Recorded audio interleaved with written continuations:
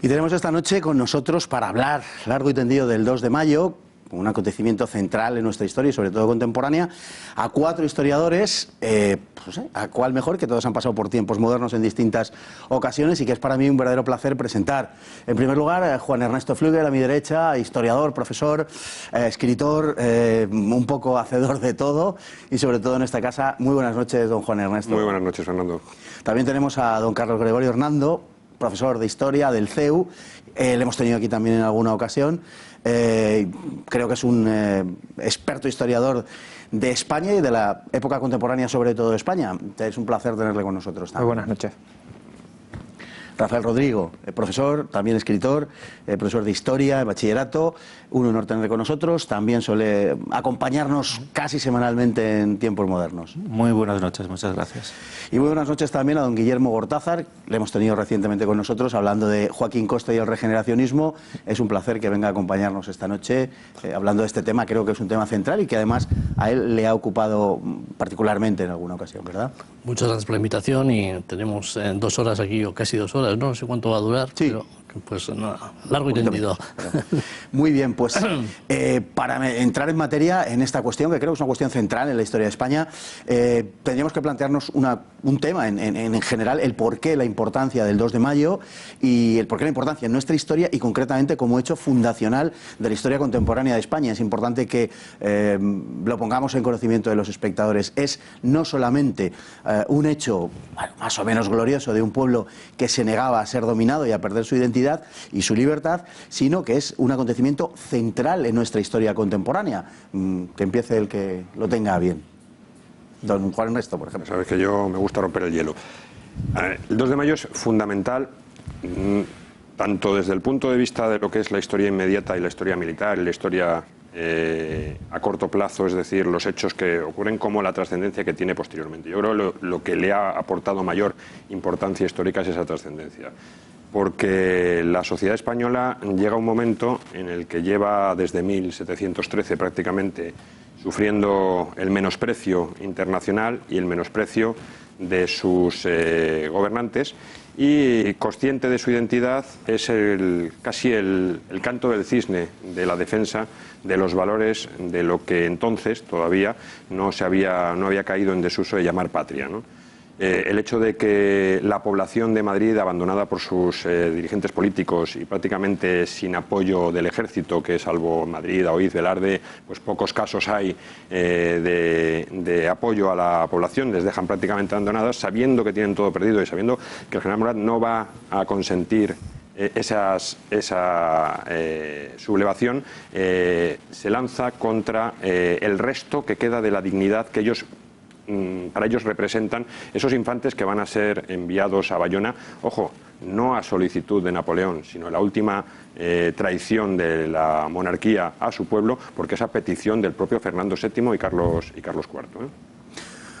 Don Carlos, en minuto y medio antes de ir a publicidad, si es capaz de sintetizar la posición primera. La importancia, ¿no?, de este acontecimiento, pues obviamente es un hecho cardinal en la historia de España, pero es parte de una cadena de sucesos, ¿no? Es decir, lo contemporáneo es consecuencia de lo moderno y tendríamos que señalar una serie de hitos, de jalones en el tiempo, la propia Revolución Francesa, que ya nos afecta desde la década anterior, aquella imagen de la familia de Carlos IV retratada por Goya, me encanta como comienzo de las clases de historia contemporánea, Trafalgar, la propia pérdida de América, que se inicia en este acontecimiento, ¿no?, con los intentos de separación, las Cortes de Cádiz, efectivamente, es el nacer de la España contemporánea. De un pueblo que ha sido abandonado por sus autoridades. Ha sido en parte abandonado. Yo no sería tan crítico con Fernando, quizás.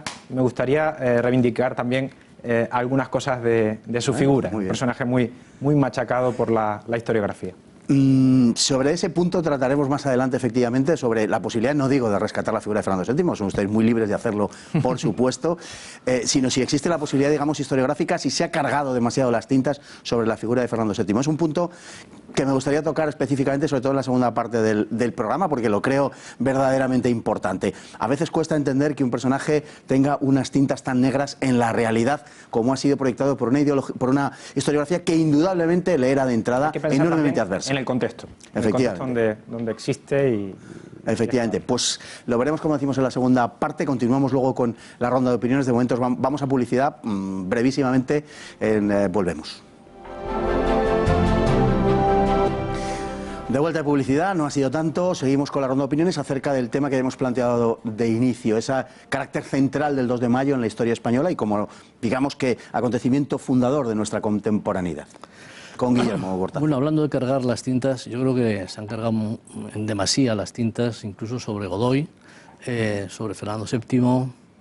Yo creo que un rey que realmente tiene una visión crítica y muy pocos defensores es Carlos IV. Hoy mismo se presenta en la residencia de estudiantes la biografía más importante hasta el momento de Fernando VII por Emilio Laparra, que es premio Tusquets de biografía. Voy a tener el placer de asistir a la presentación y claro, es un reinado de 32 años que tiene luces y sombras, ¿no? Hombre, yo no parto una lanza ni mucho menos por Fernando VII, yo creo que fue un rey inadecuado para unos momentos muy difíciles. España dejó de ser una potencia reconocida internacional y él no estuvo a la altura de colocar al país en su sitio, como pasa tantas veces en la historia de España, que hay gobernantes de segunda y de tercera que dejan pasar la ola de los tiempos y están fuera del foco, ¿no? Pero en fin, sobre eso vamos a hablar a largo y tendido a lo largo de la charla esta. Don Rafael, ¿va usted a dejar de pasar estos conatos de revisionismo histórico por alto? De momento vamos a centrarnos en el 2 de mayo, que vamos a tener, creo que, programa suficiente para extendernos. El 2 de mayo es una de las fechas capitales en la historia de España y es donde se inaugura, sin lugar a dudas, ese paso a la edad contemporánea, abandonando ya lo que es el antiguo régimen. Hay que tener en cuenta que la importancia justamente del 2 de mayo, lo comentábamos previamente, reside en que justamente es la nación. Comienzan las clases populares, solamente hay un grande de España que se suma a ese levantamiento del 2 de mayo, que es Joaquín Fernández de Córdoba, que es marqués de Malpica, pero a lo largo del propio mes de mayo va a ser toda la nación española. Es toda la nación española, todos los españoles, independientemente de la clase social a la que pertenecen. Es en los dos hemisferios donde sucede esta sublevación. Y además esa conciencia de haber despertado a la nación española la tenemos también en boca de los propios franceses, en este caso de un polaco, que estaba uno de los oficiales de la Legión del Vístula, que él también ha visto renacer su nación después de los repartos de Polonia del siglo XVIII y habla de que es la nación española la que hace frente a esa invasión francesa. Bueno, se han dicho la verdad es que un montón de cosas que esperamos que todas puedan ser tratadas. Es difícil porque el tiempo lógicamente está tasado, pero me gustaría ahora entrar en una que ha dicho don Carlos Gregorio hace un momento, ¿no? Y es ese entronque de la política contemporánea española, de la historia contemporánea española en la historia moderna, ¿no? Y sobre todo en la historia moderna en lo que tiene de política exterior española. La política exterior del siglo XVIII, ¿no? Si lo vemos desde la óptica actual, probablemente sea una política exterior, bueno, que podemos digamos que ponderarla casi positivamente, ¿no? Aunque presenta una subordinación innegable a Francia con los pactos de familia, etcétera. Pero claro, si la vemos desde el punto de vista de donde partíamos, de la política exterior anterior, donde España era protagonista mundial, lógicamente europeo, pues es una política exterior ciertamente censurable por su carácter subordinado. Quiero decir que el siglo XVIII es la primera vez que la política española está claramente subordinada a una potencia más poderosa que ella a lo largo del siglo, ¿no? Convendría quizá tratar este asunto. Yo miré incluso un poquito más atrás, ¿no? Es decir, en la sucesión de Carlos II ya se empieza a plantear esa necesidad casi, es decir, no solo por parte del rey, sino de ese entorno que plantea que lo que evitaría la división de España al final de esa casa de los Austrias sería precisamente que reinara en España un nieto de Luis XIV, ¿no? Digamos como mal menor, porque España ya se estaba repartiendo en acuerdos internacionales justo en ese momento. Si miramos en una larga duración, efectivamente, ahí se produce, digamos, la bisagra entre una época en la cual España es primera potencia mundial en rivalidad con otros países y se entraría en un siglo de dependencia ante Inglaterra y Francia, pero también un siglo en el que España valora América, es el gran siglo americano de la historia de España, ¿no? Y se va a un siglo que sería el siglo XIX en el que también se pierde esa seña de identidad casi nada más comenzar. Entonces, poniendo el foco, ¿no?, muy arriba, hay que ver también ese proceso, ¿no?, esa continuidad desde gran potencia a una potencia, digamos, que interviene en un triángulo contra Inglaterra o Francia, haciendo de tercer vértice, y a una época en la cual pues, se deja de intervenir. En nuestro siglo XIX son pocos los momentos, ¿no? La época de la Unión Liberal quizás sería el tiempo en el cual sí que España tiene alguna política exterior, pero es un siglo muy introspectivo. Y también subordinada a Francia, en cualquier caso. Y también subordinada a Francia y a Inglaterra. A Inglaterra, efectivamente. Sí. Bien, para mí lo que queda claro es que desde la llegada de la dinastía de los Borbones tras la Guerra de Sucesión, España, que hasta entonces se había mantenido en franca decadencia, pero como claramente todavía el imperio colonial y la primera potencia a nivel mundial, europeo entonces, pero vamos, mundial, porque prácticamente venía a ser lo mismo una cosa que otra, es el siglo de las agresiones a España, es el siglo en el que tanto Inglaterra, más por la vía económica y a través de los tratados de comercio, fuerza la decadencia de España, y Francia realmente aprovecha a través de los pactos de familia, fuerza que se vaya sometiendo y que la monarquía borbónica española considere que debe ser subsidiaria de los intereses de la monarquía francesa.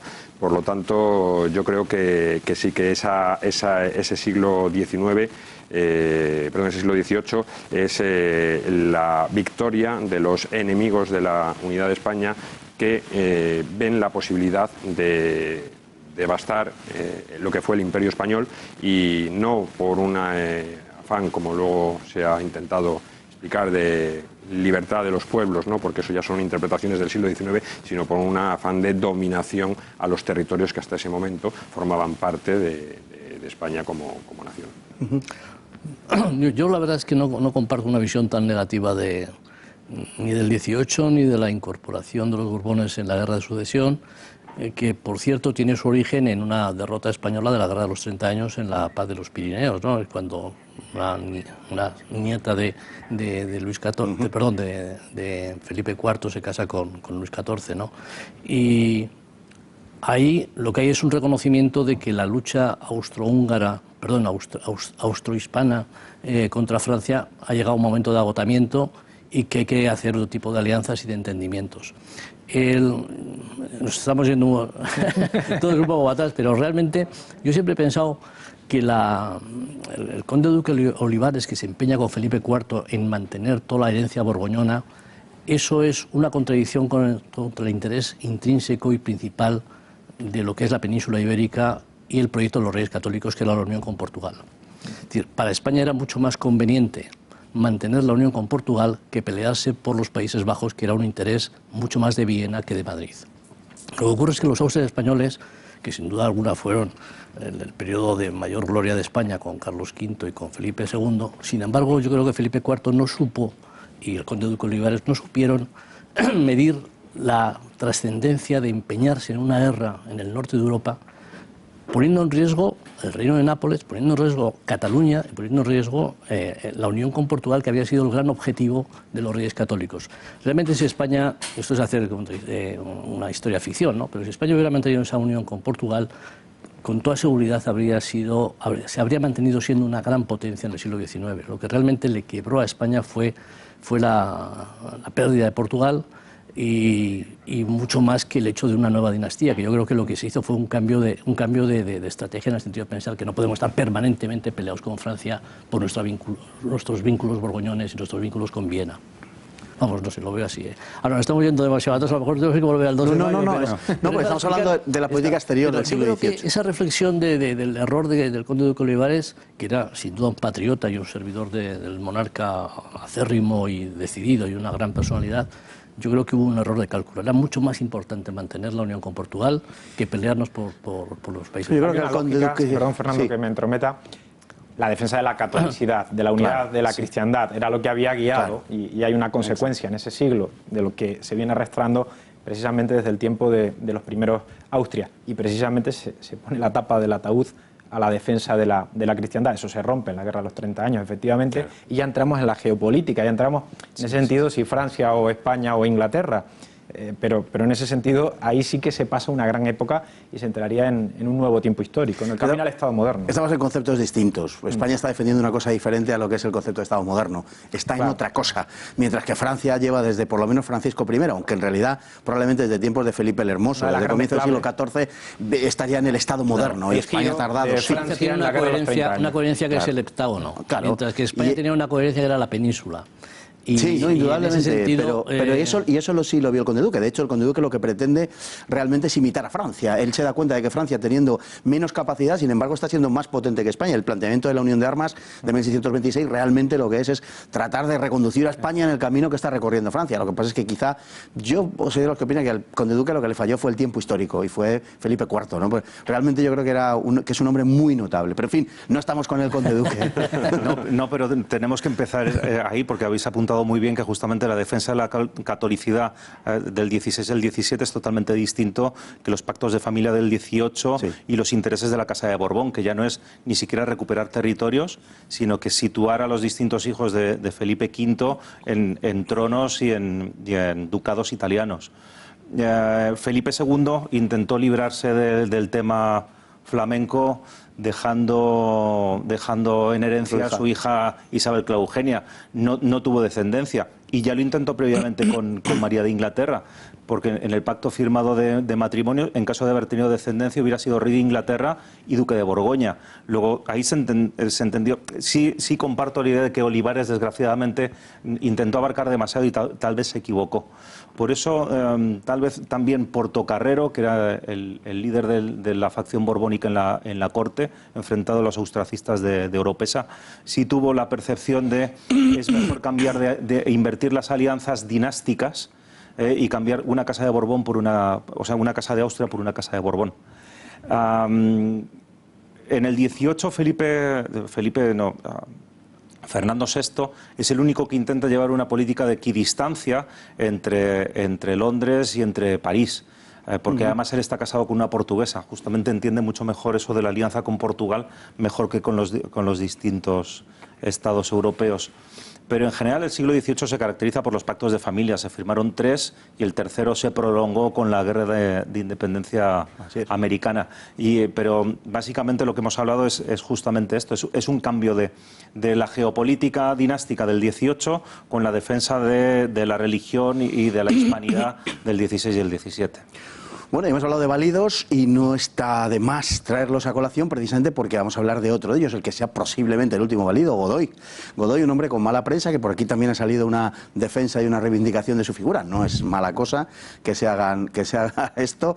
Y, en fin, Godoy, un hombre que en fin, fue honrado de una manera, en cierto modo, sorprendente por los reyes. Un hombre que no cayó bien ni a la nobleza ni al pueblo, que le consideró un advenedizo. En gran parte, y de hecho luego sería el pueblo utilizado por el propio Fernando VII para arremeter contra Godoy. Claro que era persona interpuesta para ir contra su propio padre Carlos IV, pero en fin. Y lo cierto es que él tampoco hizo gran cosa por ganarse a esa nobleza, a la que proyectó unas desamortizaciones que lógicamente no cayeron muy bien, como es previsible por otro lado. Y en fin, ese advenedizo que sí se supo ganar, en cambio, el aprecio profundo, además, de los reyes, hasta unos límites, en fin, poco usuales, ¿no? Sí, sería uno de esos últimos válidos. Hay un gran libro de John Eliot y también hay una biografía de Emilio La Parra, precisamente de Godoy, que se estudian toda esta serie de casos de gobernantes que terminaron por suplir a los reyes. En los otros, en los que ya se han nombrado, por ejemplo Olivares y otros, ¿qué existía? ¿Qué estaba ocurriendo? Que la administración se había hecho compleja y los reyes necesitaban en ese sentido de un hombre experto. Tuvimos reyes muy jóvenes que llegaron a reinar con 20 años. Felipe III, por ejemplo. Es decir, que sí que necesitaba un hombre que le condujera en lo que era la gobernanza de un Estado que se va haciendo dificultoso, con secretarios de Estado, que tiende en ese sentido a crecer. Cuando llegamos a este tiempo ya no se explica así. Es decir, Godoy es bastante más joven que esa generación que está en el poder, no es ni Florida Blanca ni Aranda. Es decir, responde a otro concepto. Y yo no me quería meter en un berenjenal, pero poco a poco mi reflexión me va llevando a ello, que sería la relación, como tú has dicho antes, con el rey y con la reina, un poco lo que está detrás de esta situación. A él también se le identifica con esa política pro-francesa, aunque en principio no lo representa, él está en la guerra contra Francia, pero poco a poco sí se va, digamos, encarnando en ese papel de lo que sería la alianza dura con Francia, frente a la que va reaccionando nuestra nobleza, que aprovecha a Fernando en esas circunstancias. También su maestro Escóiquiz es el responsable de esa trama que citábamos al principio. Es decir, que Godoy se identifica en ese sentido con lo que van a rechazar los españoles en el año 1808 y lo que ya vienen rechazando de alguna manera. Es decir, en 1801, la guerra de las Naranjas, es la guerra por la cual pues, mi mujer es española, ¿no? Digamos, Olivenza pasa a ser territorio español, pero no deja de ser una guerra frustrada que se termina anticipadamente en 15 días. Trafalgar, una derrota que nos machaca. Perdemos nuestra armada, perdemos la posibilidad de conectarnos con América de una manera frecuente. Todos los ataques que recibe la monarquía española, Santa Cruz de Tenerife, Nelson, Buenos Aires, Coruña, muchos son los lugares, Cádiz, que se ven afectados en ese momento. Es lógico que la experiencia de la conexión de la alianza y la amistad con Francia, como dirá Andrés Torrejón en aquel manifiesto, termine por ser una experiencia que nos va llevando a esa ruptura con el propio Godoy. La figura de Godoy es complicada, porque yo creo que hay un primer Godoy y un segundo Godoy. En un primer momento, Godoy es una persona que es contra toda posibilidad, y más en ese momento, asciende rápidamente en la administración hasta convertirse pues, en el hombre no perteneciente a la Casa Real más poderoso de España. Y lo hace con un concepto de, valga la expresión, entiéndase, europeizar la administración en España. Es decir, copia cosas que han funcionado en otros países, como la puesta en funcionamiento de tierras a través de la desamortización, la reducción de déficit, en fin, una serie de cuestiones que podrían ser lógicas de aplicación en la situación de crisis que vivía, sobre todo crisis económica que vivía España y crisis de autoridad.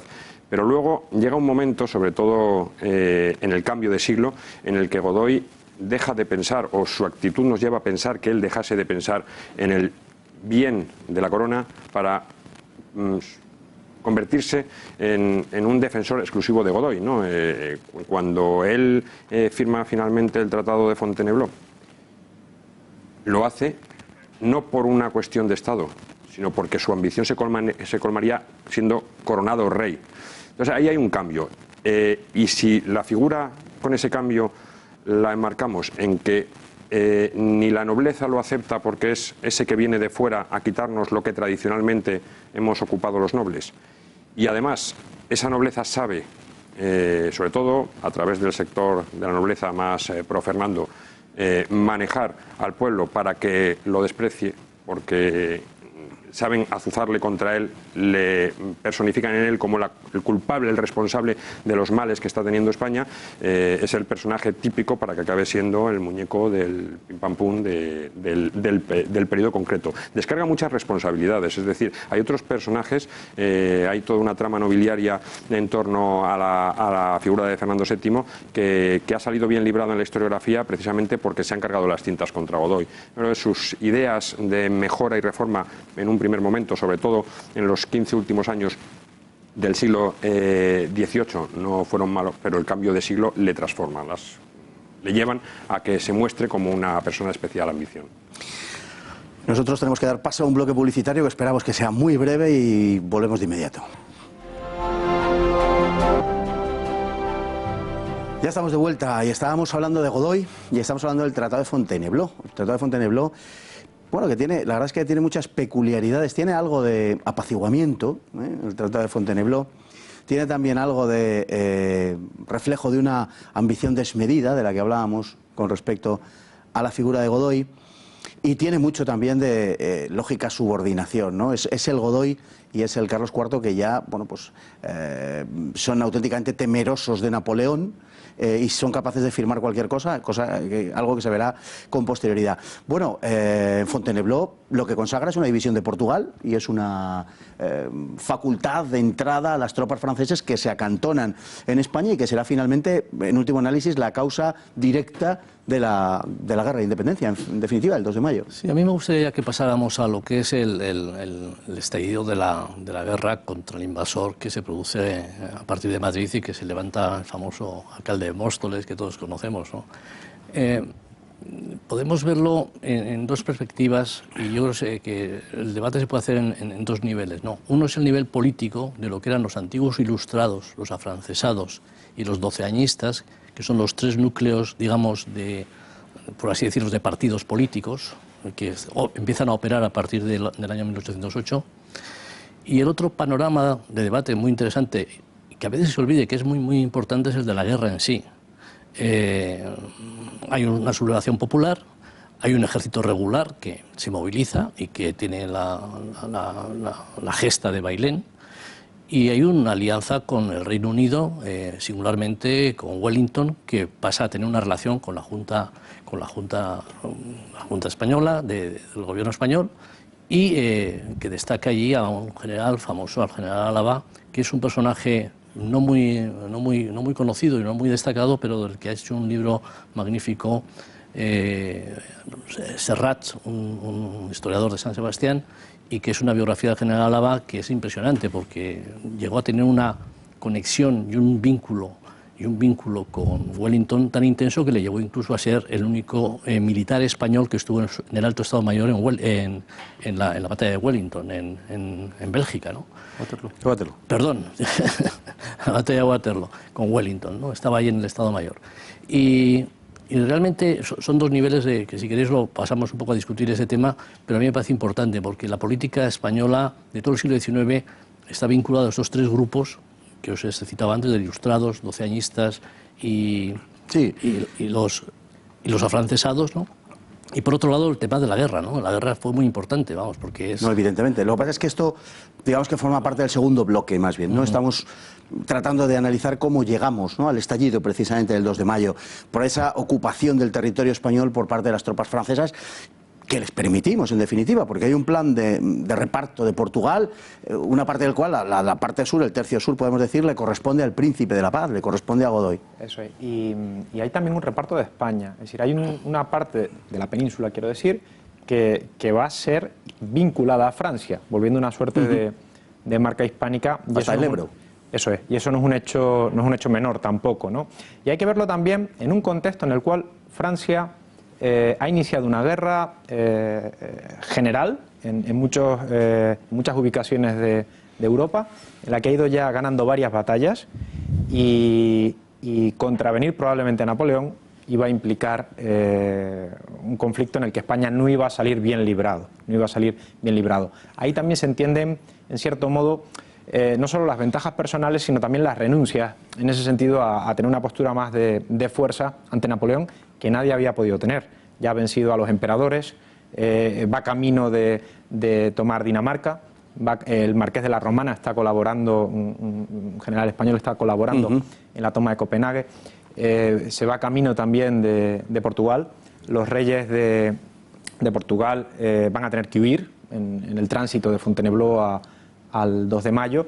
En el vídeo se comentaba, es decir, los reyes de España están pensando en la misma idea, ¿no?, de Pedro IV de tener que desplazarse. Lisboa asediada, antes se ha mencionado Marat, Dupont, ¿no?, tomando pues toda esta geografía, 50 ciudades españolas que van a tener presencia francesa en ese momento. Los primeros conatos también de conflicto entre la población española y la guarnición francesa. Es decir, es un año muy intenso a nivel político, y donde va cuajando algo que se ha dicho ya aquí varias veces, ese concepto duro, contemporáneo, de lo que representa la nación como entidad política frente a la nación meramente como origen o como lugar de nacimiento, ¿no?, donde se va adquiriendo esa personalidad.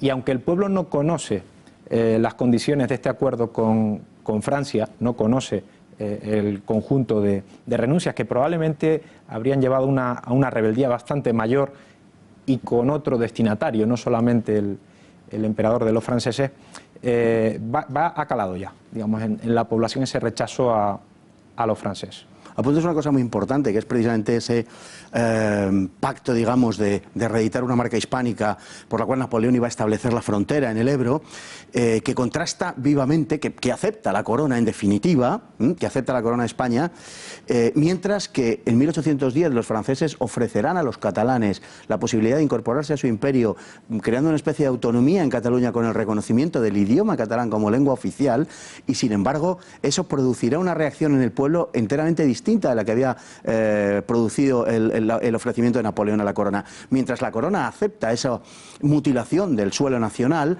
los catalanes en absoluto lo aceptan, hasta el punto de que Cataluña y Navarra son las regiones de España en las que hay una contestación más fuerte en términos de resistencia militar a las tropas francesas. Sí, resistencia hay en muchos lugares, ¿no? Sitios, ¿no? Sí. Sitios de Gerona, el sitio de... Pero en partidas guerrilleras también, ¿eh? En partidas guerrilleras. Sí, pero que Cataluña también tiene una experiencia de lo que representa la dominación francesa muy intensa. Sí, la Guerra de la Convención, por ejemplo, ¿no?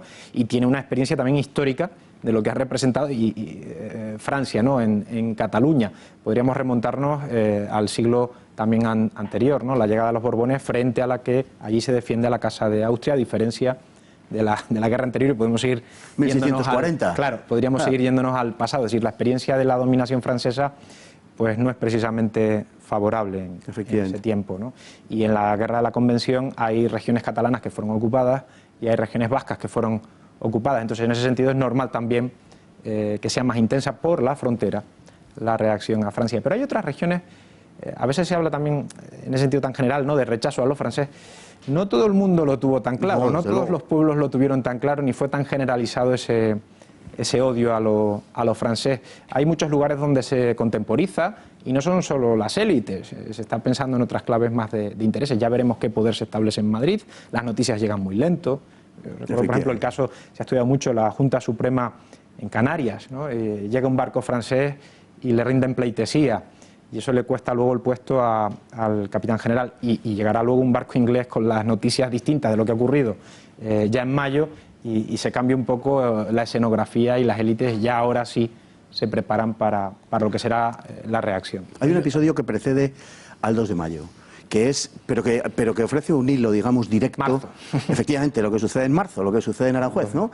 En donde podemos decir que las masas entran en escena, teledirigidas, pero entran en escena y ya no abandonan el escenario, bueno, casi podemos decir hasta el día de hoy, ¿no? Porque inauguramos la época, la era contemporánea, que se caracteriza, entre otras cosas, por esa presencia de las masas, en el sentido de que el objeto de la política y el sujeto de la política es el pueblo, ¿no? Cosa que hasta ese momento no estaba ni muchísimo menos clara. La manipulación de las masas ya viene del motín de Esquilache. Manipulación, sí. Entonces, siempre existe un descontento. En el caso de Esquilache siempre la puntilla es una nimiedad, que es cambiar el vestuario por temas de seguridad. El descontento proviene del alza de precios por la liberalización del año anterior, en 1765. Y en el caso de la sublevación del 17 de marzo de Fernando, también viene por un descontento, que es que ha habido una gran hambruna en 1804-1805, la guerra se pierde, y como comentabais antes, pero es que en 1807 no se está en condiciones de rechazar nada por parte que pida Napoleón. O sea, las tropas imperiales vienen de conquistar Viena tras la batalla de Ulm, de Austerlitz, de derrotar conjuntamente a austriacos y a rusos, a derrotar a los prusianos en Jena, de volver a derrotar a los rusos, de firmar la paz de Tilsit. Aún así, Godoy se da cuenta de que lo que se ha firmado en Fontainebleau no se corresponde con lo que se está viendo en la realidad. El primer cuerpo de ejército de Junot ya ha pasado hacia Portugal, pero comienzan a llegar nuevos cuerpos de ejércitos, y sobre todo encabezado por Joaquín Murat, el cuñado del emperador. Y esto ya empieza a resultar muy sospechoso. ¿Por qué razón hay que asegurar las comunicaciones internas dentro de una nación que es aliada? Además, el ejército español ha tenido que abandonar el interior de la península y situarse en toda la costa en previsión de un posible ataque británico. Así que Godoy, en un último momento, cuando llega a Aranjuez, ya llega con la idea, y de hecho se comienzan a hacer las maletas para que la familia real, Carlos IV y sus hijos, abandonen España, se trasladen a Gibraltar y hagan, como bien has dicho, el traslado desde la península hasta las Indias para tratar de resistir allí. Resulta muy curiosa, y luego fue, digamos, en cierto modo reprendido por el emperador, la figura del embajador francés, que, digamos, de alguna manera intenta motivar todavía más al partido fernandino para que ese motín popular se lleve a cabo, cuando Napoleón lo que tenía en mente era aprovechar ese descontento popular de la figura de Godoy para presentarse él como el salvador de España y no al revés, como el invasor. Claro, era un truco le salió mal. Ya, de todas formas, en el Tratado de Fontainebleau y en los acuerdos que tenían en su ocupación de Portugal, se establecía que el sostenimiento de las tropas francesas la tenía que hacer los pueblos y los campesinos en los caminos de los... Claro, un ejército tan cuantioso y que normalmente simplemente firmaba un papel de recibo de que había recibido trigo, cebada, alimentos para los animales. Hay que pensar lo que es el movimiento de un ejército, es terrible, ¿no? Eso ya causó en el ánimo de los españoles, que se veían obligados a sostener un ejército invasor, un descontento extraordinario. En ese sentido, el 2 de mayo es, digamos, la chispa de una situación previa muy caldeada, ¿no? Hay una cuestión, es que se ha hablado de que Aranjuez, o el motín de Aranjuez, el motín de Esquilache, como los momentos en los que podríamos hablar de que la nación toma conciencia de sí misma y se lanza contra... Yo creo que hay que diferenciar claramente lo que pasa en Aranjuez, o lo que pasa anteriormente durante el reinado de Carlos III y su ministro Esquilache, con lo que pasa el 2 de mayo. No porque el actor no vaya a ser el pueblo, que lo es, sino porque en los dos casos anteriores hay un interés de un sector de la nobleza que lo dirige hacia ese levantamiento, mientras que el 2 de mayo ya es autónomo el pueblo, la sociedad española, de forma autónoma y sin que le dirijan esas élites, porque recordemos que Florida Blanca y demás se quedan callados, no actúan el 2 de mayo, ya es el pueblo el que toma conciencia de la necesidad de actuar. ¿Y actúa cómo? Pues con toda la violencia y la contundencia, que en los dos casos anteriores pues tenemos que al final es una revuelta contra los consejeros que se ha traído Carlos III de Italia, y en el otro lugar es una revuelta auspiciada por el sector de Fernando VII para atacar a su padre a través de Godoy nuevamente, ¿no? Creo que ahí el 2 de mayo tiene más importancia que esos dos, precisamente. Sí, apuntas muy bien, porque las dos anteriores son sublevaciones patrocinadas por la nobleza por intereses políticos. Y, claro, sin embargo, el 2 de mayo, ese grito de la nación, claro, que además tiene dos antecedentes. Tiene el 18 de abril en Burgos, donde la presencia de las tropas francesas ha producido unos roces terribles con la población, pero incluso sobre todo por los abusos a las mujeres, que es brutal lo que ocurre. Pero es que el 20 de abril...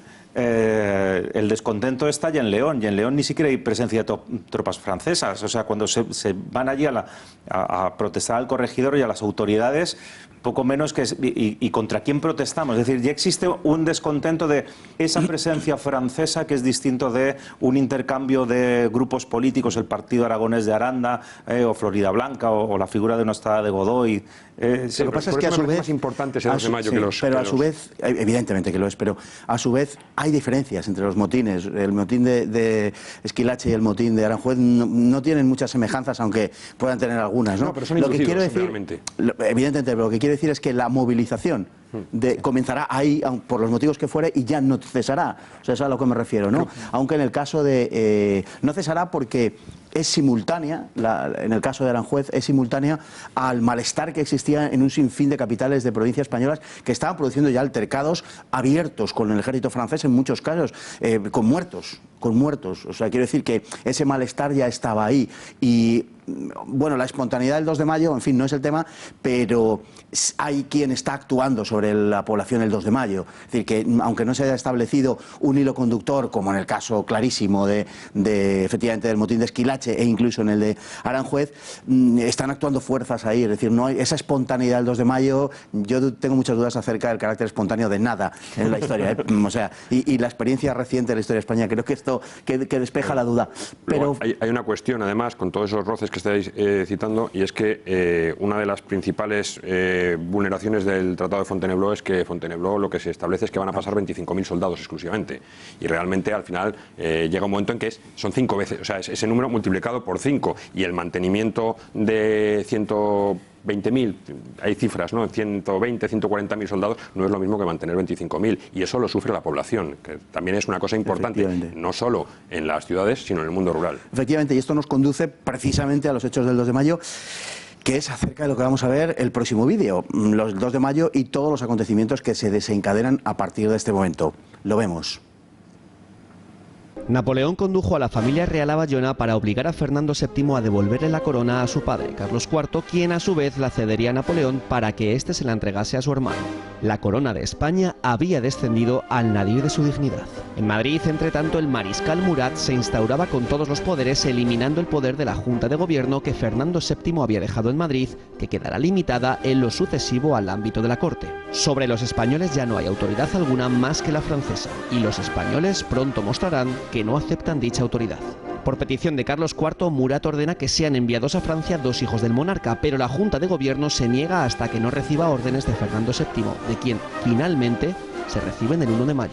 De modo que la Junta de Gobierno accede a lo que Murat le pide. El pueblo está cada vez más soliviantado ante la deriva de la situación. Los exteriores del Palacio Real se llenan de madrileños inquietos y expectantes. Cuando llega el carruaje destinado al infante Francisco de Paula, la multitud congregada estalla al grito de ¡que nos lo llevan! El gentío invade el palacio al ver al infante en un balcón y Murat envía a los granaderos a reprimir la muchedumbre contra la que dispara. Pero, al contrario de lo esperado, los madrileños no huyen, sino que se enfrentan armados apenas con su valor y unas pocas armas blancas a las tropas napoleónicas. Es el 2 de mayo de 1808. La rebelión se extiende por toda la ciudad, en la que Murat consigue introducir 30.000 soldados frente a los menos de 3.000 soldados españoles de guarnición en la capital, que tardarán unas horas en sublevarse, atados por la alianza con los franceses. Los paisanos piden armas en los cuarteles para enfrentarse a los ocupantes. Los militares se las niegan, pero en el cuartel de artillería de Monteleón, los capitanes Daoiz y Velarde, que conspiraban desde hacía semanas, abren las puertas al pueblo y encierran al destacamento francés acuartelado en Monteleón. El posterior asalto de los franceses será repelido con energía y pondrá al enemigo en fuga. Tras varios asaltos mueren Clara del Rey y Benita Pastrana, abrazada a su cañón, y los capitanes insurrectos, Daoiz y Velarde. El cuartel es tomado tras 3 horas de resistencia desesperada, causando a los atacantes casi 1.000 muertos. La venganza alcanzará a otra heroína de aquella jornada, una bordadora madrileña adolescente, Manuela Malasaña, que se defiende con unas tijeras y es fusilada, precediendo a centenares de madrileños en los paredones. Los combates se generalizan en Madrid y a continuación la rebelión se extenderá por toda España, según se van teniendo noticias de los acontecimientos. Comienza lo que se conoce como Guerra de la Independencia, porque lo fue. Una guerra que pondría en pie al pueblo español para combatir durante 6 años a un coste altísimo, unos 400.000 muertos. Más allá de los avatares militares, la Guerra de la Independencia señala el nacimiento de la nación política española. Los españoles, abandonados por sus autoridades, fundamentalmente por la corona, tuvieron que organizarse y dotarse de sus propias instituciones, lo que en sí era un acto revolucionario, aunque una amplia mayoría de españoles estaban en las antípodas del liberalismo. Así pues, el estallido de la guerra dio lugar a una situación revolucionaria. El pueblo se tuvo que hacer cargo de su propio destino, ante la ausencia de la autoridad real. Pero lo hizo solo, a la espera de que ésta fuera repuesta en el trono. Sin embargo, cuando el rey fuese repuesto, ya nada volvería a ser lo mismo. Bueno, y me van a permitir ustedes un pequeño guiño a la actualidad, porque esta rebelión del 2 de mayo es una rebelión contra la legalidad, y es una rebelión contra una legalidad que se había vuelto una coartada y contra una legalidad que se había vuelto insoportable, en la cual se produce un alzamiento de una parte muy grande de la población, secundado por militares. ¿Qué les parece a ustedes? Un alzamiento contra la legalidad. Lo pongo entre interrogaciones, porque la legalidad en ese momento... Fernando ha dejado previsto qué tiene que hacer España si él no regresa. Ha dejado previsto la convocatoria de las Cortes, ha dejado previsto esa regencia, la declaración de guerra incluso, ¿no? Si se prolongaba más allá de cierta fecha su retraso. Eso también es legalidad. Entonces, las órdenes dadas por el rey antes de partir se tienen como las ciertas, más allá de esto otro que llega de Francia en mayo, de lo que ya no se tiene tan claro. Es decir, Fernando había predispuesto también esa reacción. ¿quién es el rey de España en ese momento? Que también sería efectivamente otra cuestión que está de fondo. Es decir, ¿quién representa la autoridad? Pues la verdad que los españoles lo tienen bastante claro en ese sentido, ¿no? Y la adhesión a Fernando es manifiesta. De ahí que la cuestión de la legalidad, incluso en el proceso posterior, tiene sus más y sus menos, ¿no? Es decir, ¿qué hacen con la legalidad de las Cortes de Cádiz? Pues en algún momento meten la mano y desaparecen documentos de una determinada forma de convocatoria. O sea que la legalidad en este momento embrionario del régimen liberal es mejor todavía dejarla estar. Pero es verdad que es en ese momento la situación que hay en España es una situación propiciada por quienes detentan la autoridad. Y esto me parece que es...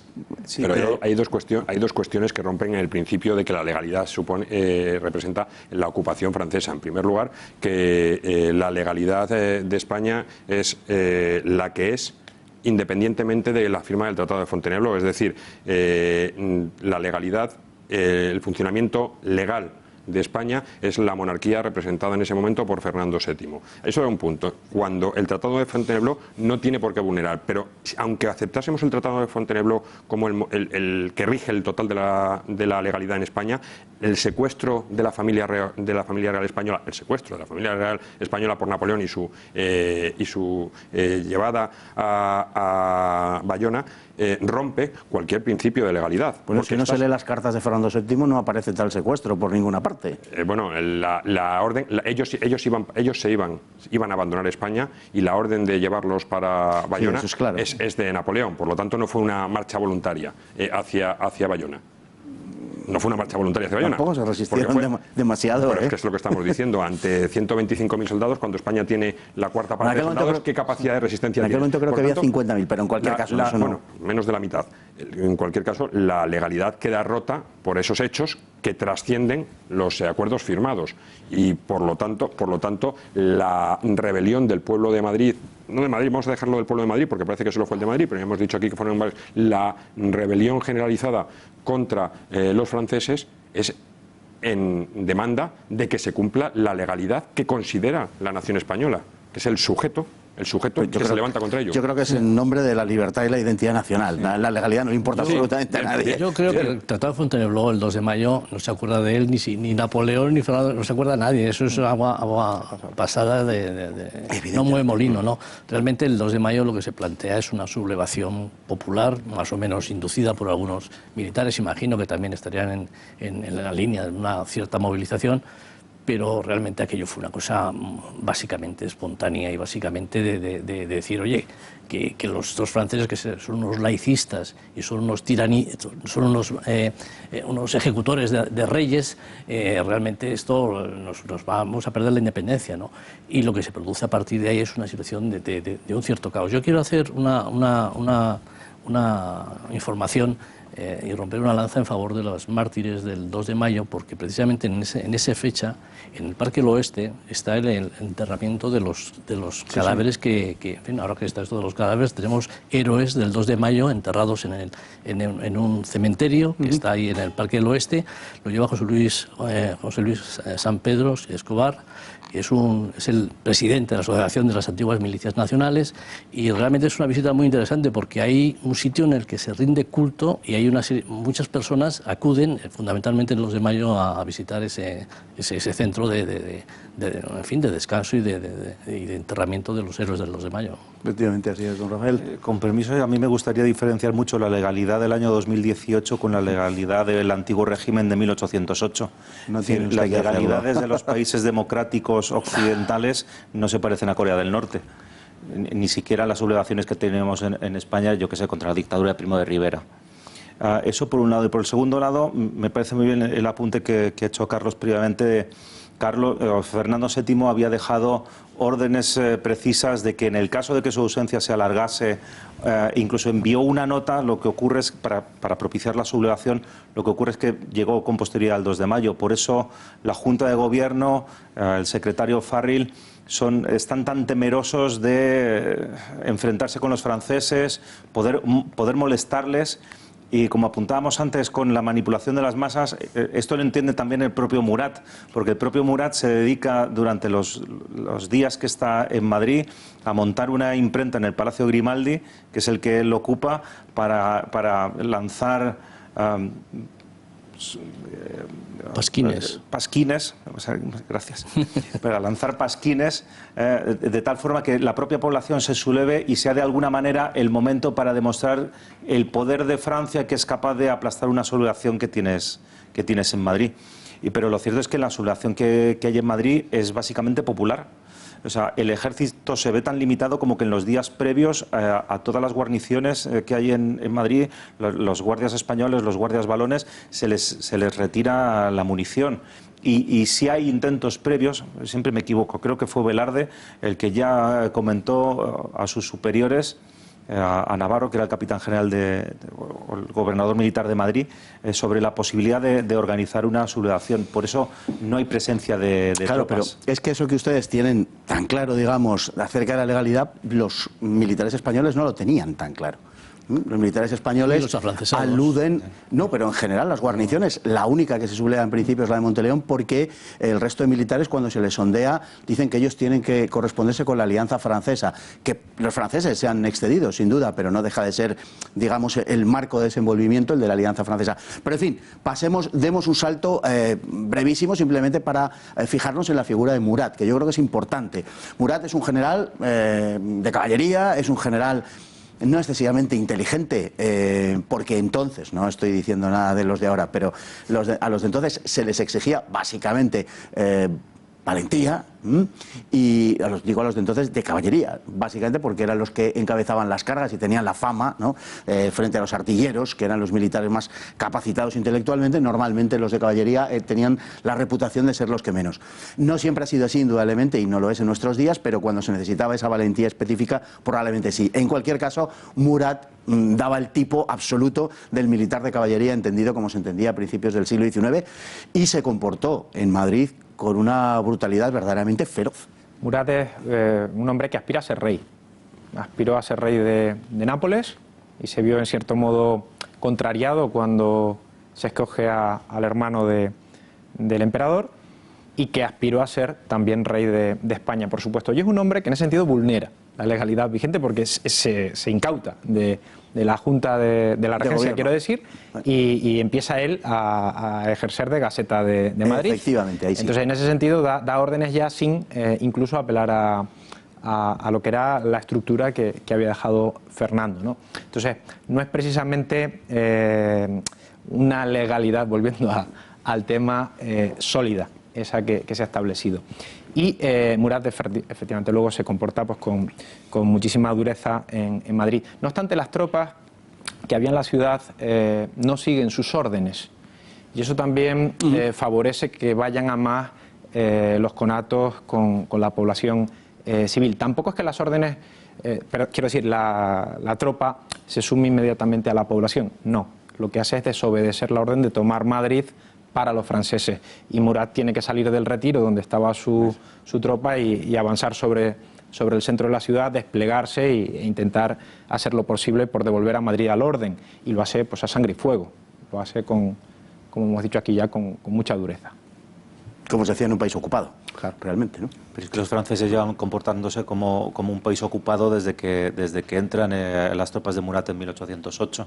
Sí. O sea, comparativamente hablando, claro, tenemos una mala costumbre hoy en día, que es ver siempre la historia con los ojos de nuestra propia realidad y no hacer una historia de cómo se comportaba en aquel momento y si acaso comparar con otras naciones. Hay que comprender la época, eso es lo esencial. Hoy es muy difícil intentar explicar que hay que ver con los ojos del momento.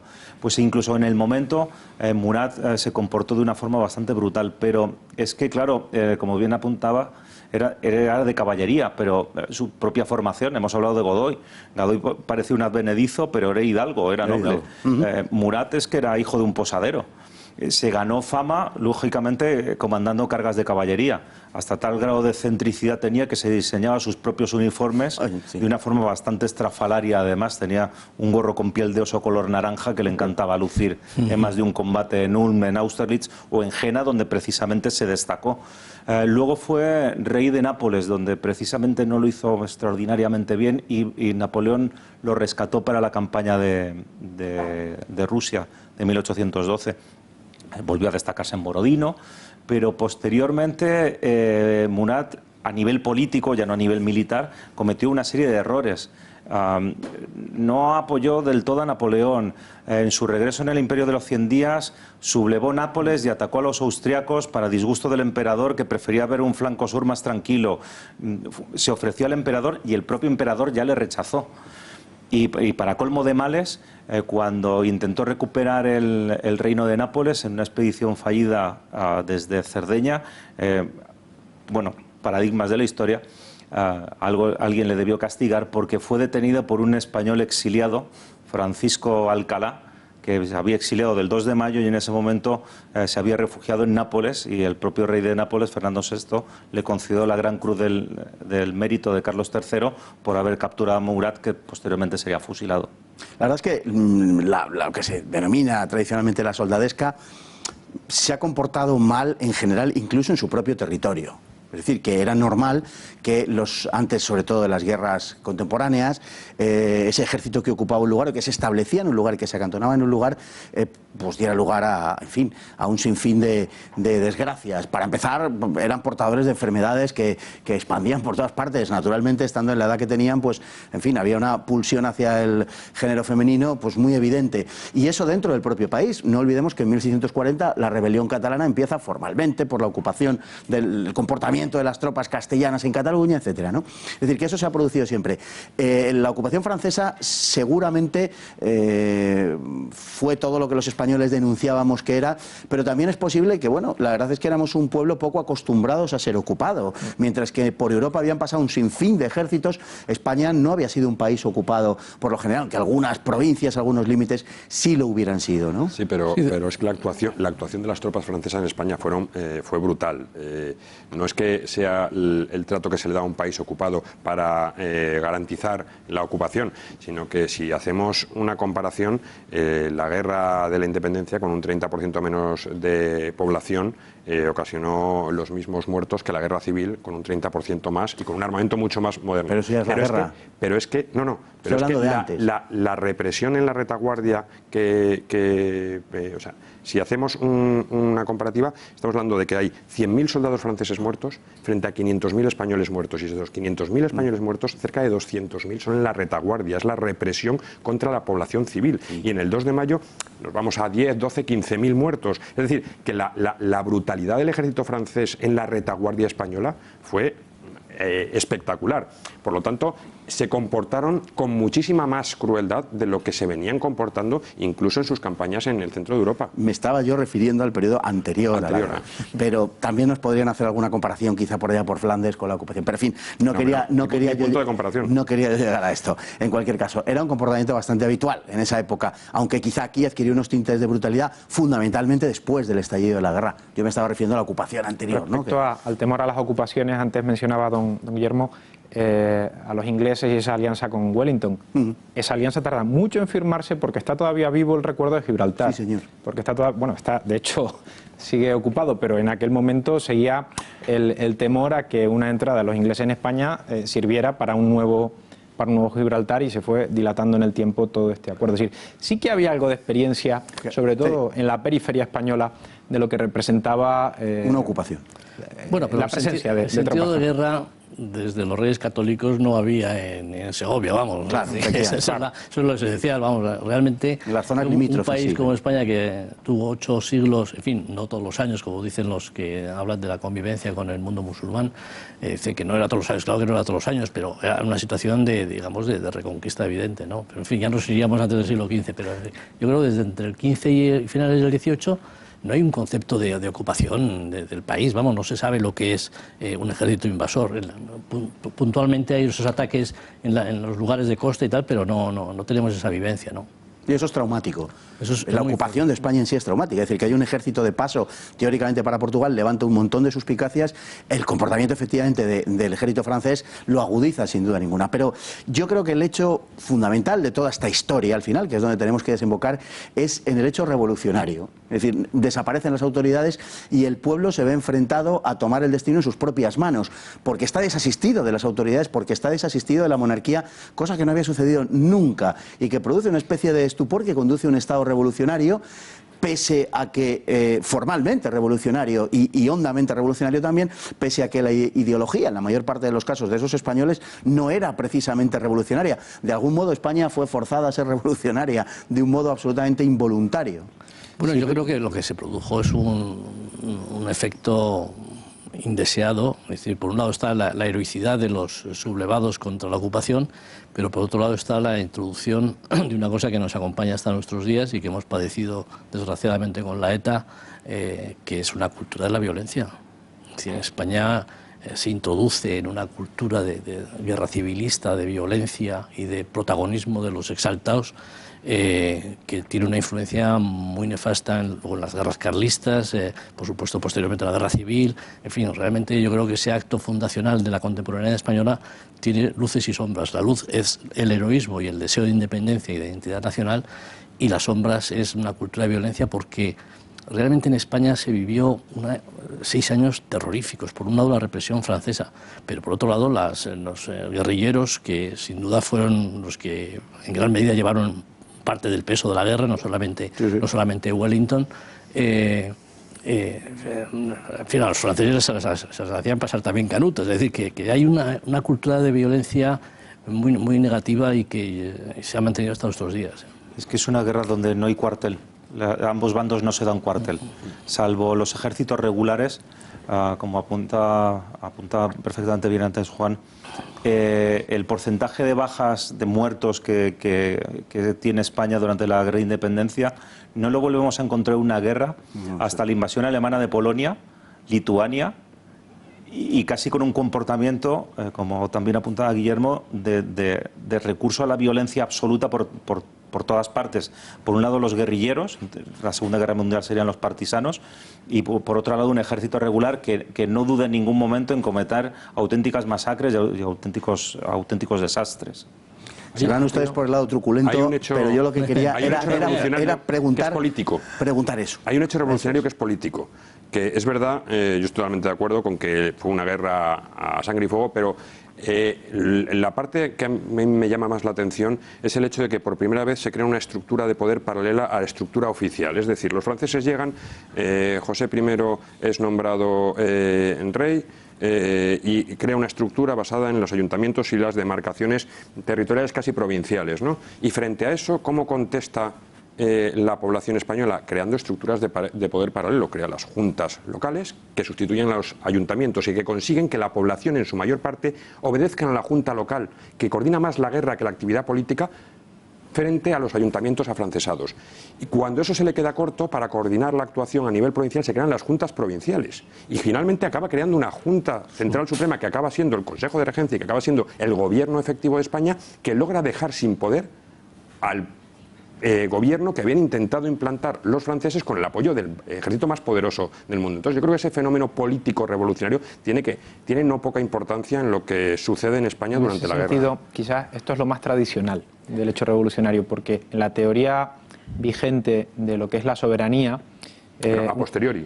No, la vigente en ese momento en España, desde Francisco de Vitoria, desde lo que sería Juan de Mariana, Covarrubias, lo que serían los teóricos políticos de nuestro siglo de oro, la idea es que hay un pacto y la soberanía es popular y se transfiere al rey por ese pacto. Y si el rey cumple, rey es, y si no cumple, no es. Esa es la idea tradicional. Nos vale si todos hubieran sido liberales. No. Esa es la tesis tradicional. Por eso España no se identifica con un país absolutista en este tiempo. Rex se llamaba eso. Sí, yo me he saltado el latín rex eris, si res facta, si non facta non eris, ¿no? Claro, sí. Pero, digamos, en ese sentido es lo más arraigado. De ahí la naturalidad también del proceso, que luego se conduce en un sentido revolucionario, efectivamente. Luego sí que se conduce en un sentido revolucionario. Y ahí quería traer un ejemplo que siempre se suele usar en historia contemporánea, que es la la llegada de las tropas francesas en 1823. Qué gran diferencia con 1808, ¿no? ¿Qué venían a hacer aquellas tropas de 1823? Devolver al absolutismo al país. ¿Qué vinieron a hacer estas tropas de 1808? Lo contrario. De ahí que muchos españoles vieran también la puerta de la realización de lo que sería una suerte de liberalización de España. Se suele traer siempre a colación el diálogo entre Cabarrús, que va a ser ministro de José I, y Jovellanos, que está en prisión. Y Cabarrús le dice a Jovellanos, pero venga usted al gobierno a realizar aquello que son nuestros ideales. Y Jovellanos se resiste en ese sentido ya como un nacionalista español, diciendo que no, que ante todo estaría la defensa de la nación. Pero claro, el camino a futuro efectivamente es una senda de revolución que quizás no se justifica también en esa primera premisa, ¿no? en la de la reacción de los meses de mayo. Siguiendo ese punto de vista, Rex et Regnum, que es la teoría tradicional clásica española, eso choca luego con las Cortes de Cádiz. Correcto. Porque generan una soberanía ex novo que realmente era absolutamente ajena al sentimiento de la población española. Realmente el siglo XIX es un siglo del liberalismo, pero en el año 8 es muy tímido, solamente una minoría la que es El liberalismo avanza en contra de aquella población que se supone que va a ser el sujeto de derecho. Ese es el camino. La guerra no se monta en defensa de las Cortes de Cádiz, ni de la Constitución, ni del liberalismo. Se monta en función de que teníamos un rey, una vida tradicional y una religión, y nos lo arrebatan. Y aparte esas Cortes de Cádiz se dan a sí mismas la autoridad. No. Es que de hecho los franceses son presentados en la propaganda, son presentados como anticristos. Sí.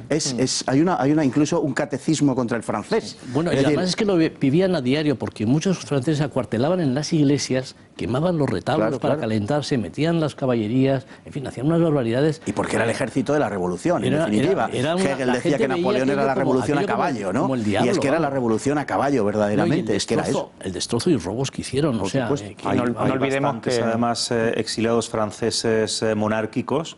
Además hay una legión francesa en la guerra de la Convención. Tenemos a Saint-Simon, que es el que la comanda. Pero es que, como bien habéis apuntado, la guerra de independencia no es la guerra del liberalismo, es la guerra contra el francés. Exacto. Y hay una pequeña élite ilustrada desde el 18 que aprovecha el río revuelto para aprovechar que está dividida. Además, que está dividida. Hay tres partidos y una masa de población que no se alinea con ninguno de ellos. Y que no estaban informada de eso. No, simplemente son patriotas que yo me quiero hacer un pequeño inciso con esto. Hemos hablado de las barbaridades de la invasión francesa. ¿No os habéis encontrado a colegas, profesores y escritores que son pronapoleónicos y uno se queda con la cara a cuadros porque dices, pero bueno, ¿no habéis leído los testimonios de la época, las barbaridades que hicieron, cómo respondió el pueblo español frente a aquello? Sí, pero dicen que era mucho mejor José y Napoleón que lo que hizo España para liberarse de los franceses. Hay una literatura clásica en la historiografía española que ve ahí un intento fallido de modernización de la nación, precisamente lo que tiene en la cabeza Cabarrús. Claro. Es decir, gracias a Napoleón, ojo, que trae la Constitución, la de Cádiz es la segunda. La primera es el estatuto, en ese sentido. Es decir, que ya se ve que puede andarse ese camino de modernización de España, de una España, como venimos diciendo desde el principio, en decadencia, ¿no? Y podía ser una puerta a un futuro diferente del que se venía pero eso es política ficción en el sentido de que la gente no estaba en eso. Entonces, claro, si tú impones la reforma sobre la base de Murat, pues al final no quieres ni reforma ni Murat, ni quieres nada, ¿no? Y se puede ver muy bien cuando el regreso del rey Fernando en 1814, el decreto de Valencia tras el manifiesto de los persas, no hay oposición. Bueno, Espozimina, que él se apuntaba absolutamente a todas, pero salvo el pronunciamiento de Espozimina en 1814 y el intento de resistencia, luego sí hay conjuras, pero el conjunto del pueblo no. Y has apuntado perfectamente bien. Cuando llega el cuerpo expedicionario francés de Angulema, no hay sublevación contra el francés. Angulema, que tiene experiencia en la guerra. De hecho, se le suman voluntarios realistas españoles que completan los 35.000 voluntarios realistas y con una regencia es muy diferente. Hay una vinculación porque España lo identifica más con el que viene a defender la esencia de lo que ha sido la política, la forma de ser española. española. En lo de los tres grupos políticos me parece muy interesante y creo que no deberíamos pasar eso por... Sí, porque están muy diferenciados. Claro, hay dos grupos liberales que serían los afrancesados y los no afrancesados, que estaríamos hablando de los liberales 12añistas. Es verdad que se les llama 12añistas a partir de la Constitución, y luego están los afrancesados, que son dos minorías, pero muy minoritarias. No, y los antiguos ilustrados, que son los jovellanistas. Exactamente, pero que se vinculan a los 12añistas luego en la Constitución, porque al final se pactan la Constitución, al final es pactado entre esos grupos. Están los absolutistas, que casi no pintan nada en ese momento porque se han quedado sin la cabeza visible, que también es un grupo minoritario y es de las élites, y luego tienes al 80, al 90, yo no sabría qué porcentaje poner de la población española. El 88% de la población española se calcula que era analfabeta. Que para ellos la libertad de prensa no significaba nada. Era una cosa muy importante para el progreso de la nación, y qué duda cabe que habría sido muy conveniente. Pero lo que pasa es que ahí hay una cuestión... La gente no sentía eso como una necesidad, vamos. Desde luego, lo que pasa es que hay una cuestión que es la interpretación que se hace desde ahora, y eso es interesante, porque está revelando algo que está impreso en el alma nacional. Cuando alguien hace una valoración pro-napoleónica, porque hace una lectura anacrónica, hace una lectura desde nuestro tiempo, con nuestros valores de lo de aquello, pero indudablemente está marcando el camino de su elección. Es decir, que por razón de una ideología no le importa la traición a la nación, para entendernos, ¿no? También, Fernando, es que ese camino lo recorrió España. Es verdad que con discontinuidades, pero al final es el camino que recorrimos nosotros y toda Europa. Es decir, el liberalismo ha sido irreversible en los países del continente, ¿no? Entonces tampoco se puede cargar las tintas sobre esa idea como si fuera una suerte de desnacionalización, viendo también el futuro de la propia España. No, es que fue un proceso muy largo. O sea, al final del siglo el 90% se consideraba y se sentía liberal, pero al principio del siglo era un 4% de la población. Liberalismo avanza contra la voluntad popular. Claro, contra la voluntad popular. Lo que pasa es que sí que es verdad que los franceses y Napoleón representaban, y era ya visible en aquel momento, un agudo proceso de secularización, de laicización. Digamos que se había puesto en marcha las desamortizaciones, el clero, aunque Napoleón le había devuelto una parte de sus, sobre todo de conventos y demás, pero había sido, en fin, saqueado literalmente por el Estado, que además lleva una larga tradición del regalismo francés, etcétera. Es decir, que lo que se aprecia en ese caso es una especie de, o lo que está implícito en ese caso es una especie de valoración negativa de la propia historia de España, ¿no? Es decir, la historia de España es un desastre porque ha ido por unos caminos distintos a los caminos europeos, por la influencia de la Iglesia Católica y tal. Es un poco, está un poco en ese punto. Pero yo quería insistir en una cosa, quería preguntar. Goethe decía que en Valmy había nacido la nación, ¿no? Bueno, lo decía Goethe, que, en fin, que tengámosle un poco de respeto a Goethe.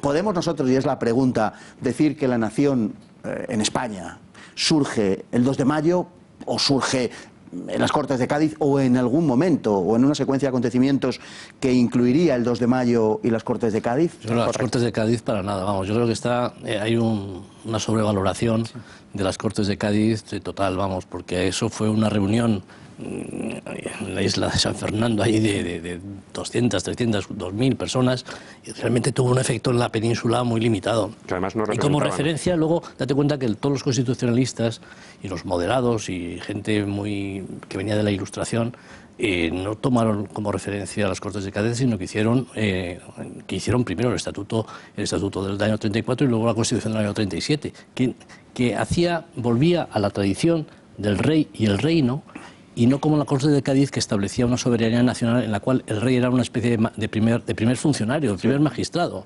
Y yo creo que realmente los liberales, después de 20 años y de 25 años de ver cómo tenían que funcionar las cosas, acertaron de una manera mucho más profunda con el Estatuto del 34 y con la Constitución del 37. Tiene usted un día mitómano hoy. Poco mitómano, quiero decir. ¿Ah, sí? Sí, me alegra. Es poco mitómano. Poco mitómano, pues está destruyendo un mito detrás de otro, lo cual está muy bien, está cuestionando. Es que yo creo que está sobrevalorada. Yo creo que la Constitución del año 12 tiene el valor simbólico, pero vamos, la guerra la ganó la guerrilla. Y bueno, por supuesto que había una Junta Suprema en Cádiz que se coordinaba con Wellington, que estaba en Lisboa. pero realmente aquello era una cosa que no cuajó, es decir, no estaba cuajando en la nación española. No es entonces en las Cortes de Cádiz, pero ¿cree usted que puede ser simbólicamente No, acaso? yo creo que es el 2 de mayo. El 2 de mayo. El 2 de mayo la sublevación es cuando desde Gerona hasta Cádiz hay una sensación de decir, oye, estos españoles están invadiendo a los franceses, vamos, y había una clara división, y por los motivos fundamentalmente eran no tanto la libertad, el liberalismo y tal, que era una cosa de minorías, sino fundamentalmente la independencia y el sentido de la monarquía y de la religión. Sí, totalmente de acuerdo en ese sentido. El 2 de mayo es el origen de la nación, siempre teniendo en cuenta qué definimos, ¿no? Es decir, la nación en un sentido político y también, yo ahí no estoy tan de acuerdo en la desmitificación de Cádiz, porque sí que en este proceso se le da carta de naturaleza, aunque solo sea formal, a ese concepto de la soberanía nacional. El artículo, creo recordar que es el segundo de la Constitución de Cádiz, donde ya se menciona expresamente, aunque solo sea como antecedente, hay que tenerlo ahí presente. Y se construye una nación con cierta poética, ¿no? Cuando se describe lo que es España, y se hace un recorrido pues desde Filipinas hasta los reinos que existían en la península ibérica, planteando, digamos, toda esa colegialidad de las partes en el todo.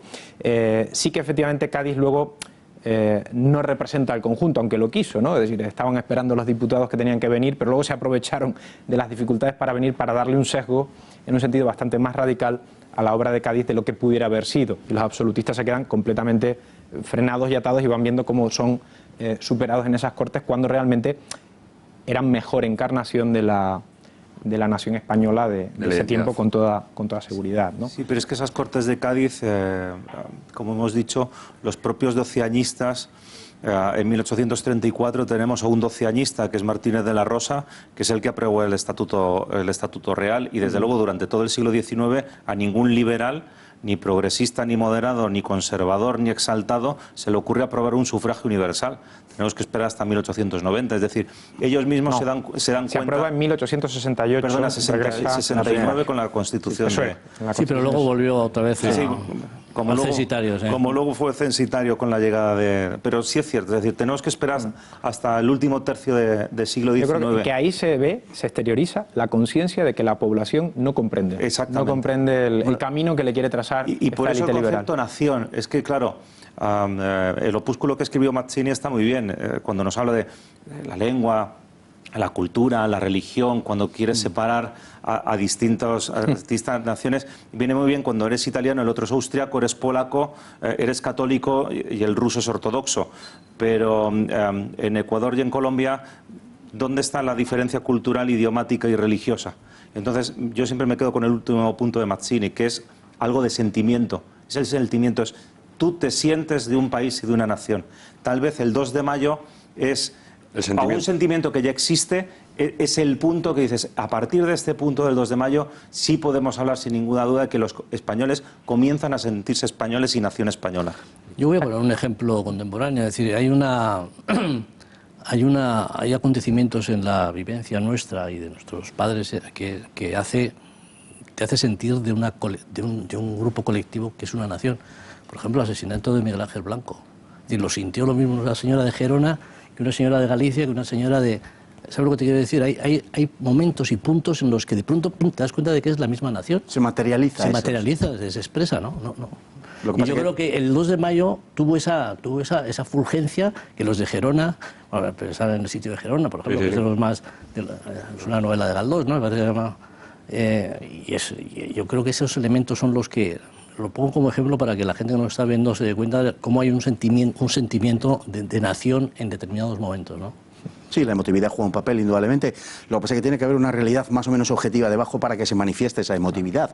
Tiene que haber un algo objetivo. ¿Por qué en un pueblecito, no sé, a este lado de los Pirineos, en Navarra, se siente lo de Miguel Ángel Blanco y a 30 kilómetros en el Bear no tenía nada que ver, ¿no? Eso también se ha escrito ya Javier Varela. Pero eso es así. Es así, indudablemente. Javier Varela estudia precisamente las raíces en el siglo XVIII de este primer nacionalismo español, ¿no? Que van exteriorizándose poco a poco y terminan por exteriorizarse efectivamente el 2 de mayo, ¿no? Sería el momento culminante. Pues si me permiten ustedes, vamos un momentito a publicidad, ya el último bloque, volvemos de inmediato.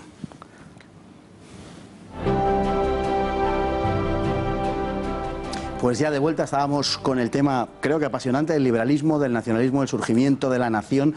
Indudablemente tiene una evidente relación ese surgimiento de la nación con el liberalismo, y nos habíamos quedado considerando precisamente si el 2 de mayo era el momento en el que podíamos pensar que la nación española emergía, que se creaba la nación española, la nación en sentido político, porque es indudable que el concepto de España, sea o no nación, político, está ahí y naturalmente es muy anterior a la existencia de nación. Hay veces que desde algunas ópticas, claro, hay veces que desde algunas ópticas se afirma que la nación española, intentando identificarlo con el concepto de España, existe desde el siglo XIX, y algunos, como una gran concesión, lo llevan a los decretos de Nueva Planta, ¿no? Más o menos a la construcción del Estado con Felipe V.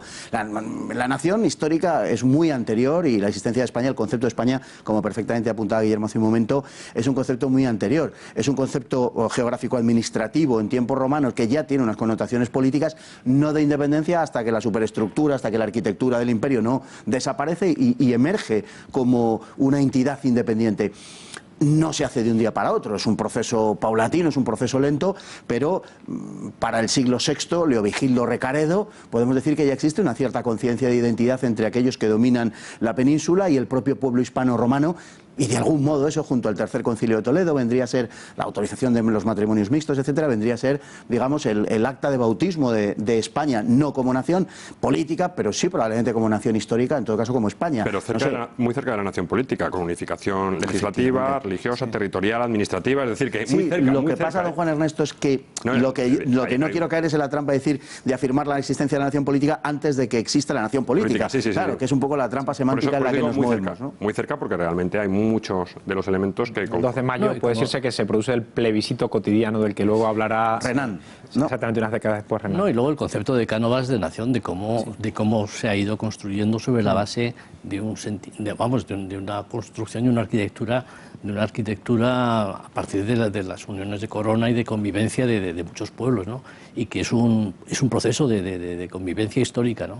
O sea, el peso de la historia es el que hace que en el año 8 de 1800, el 2 de mayo, emerja una nación política, pero que se ha venido gestando geográficamente, como tú dices, desde la época de los romanos, y políticamente de una manera muy clara en la época de Leovigildo. Luego viene todo el follón de la Reconquista, que eso es un proceso de una gran complejidad, pero de una gran belleza, porque a nada que uno se mete un poco en la historia de cómo se va con una vocación cristiana y europea extraordinaria, porque claro, ser europeo en el norte de Italia, o ser europeo en Alemania, o en Latinoamérica, decía Julián Marías que los españoles éramos los más europeos porque éramos vocacionales.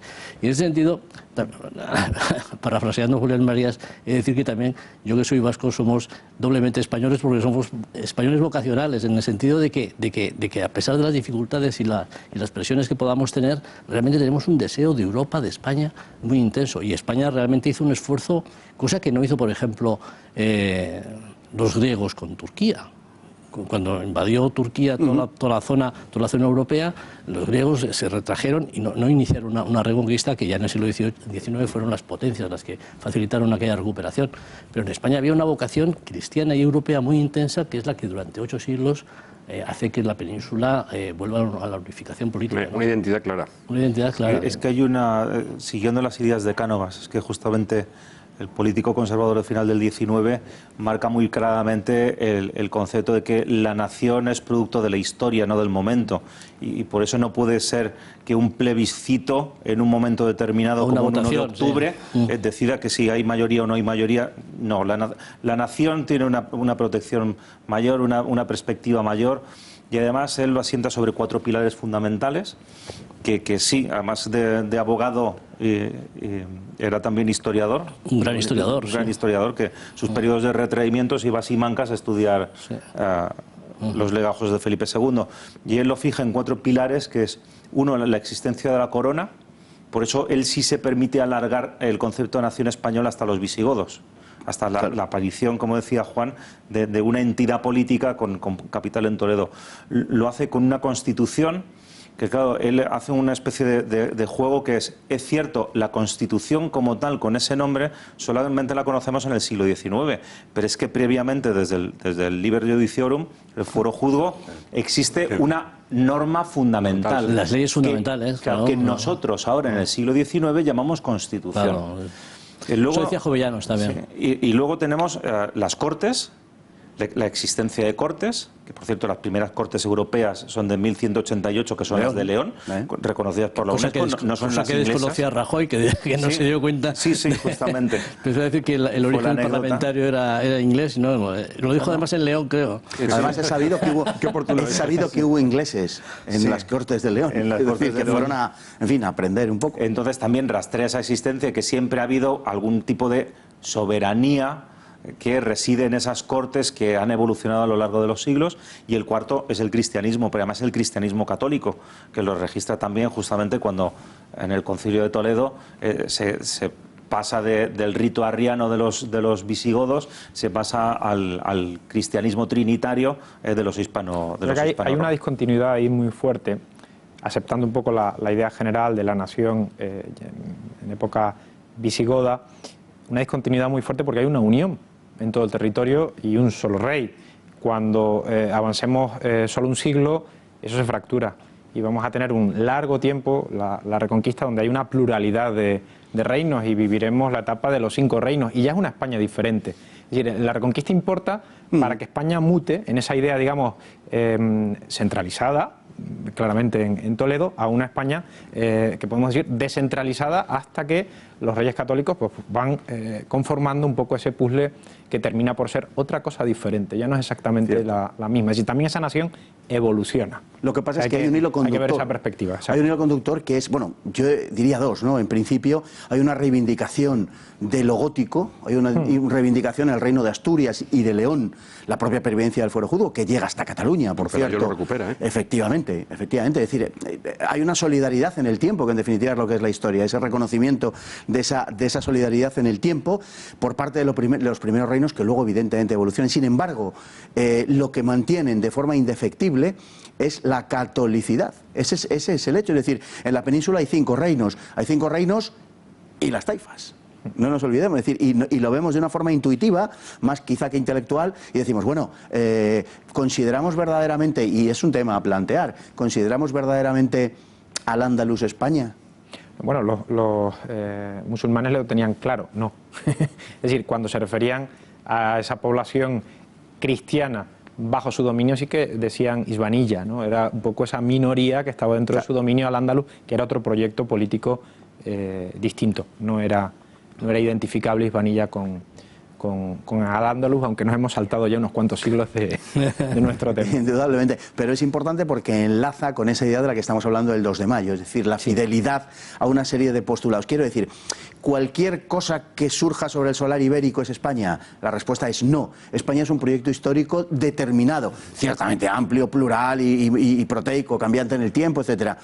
Pero no es cualquier cosa que haya sobre la península ibérica, y por eso hay una, creo que estrecha relación entre aquellos que se rebelan el 2 de mayo que lo que ven en la dominación.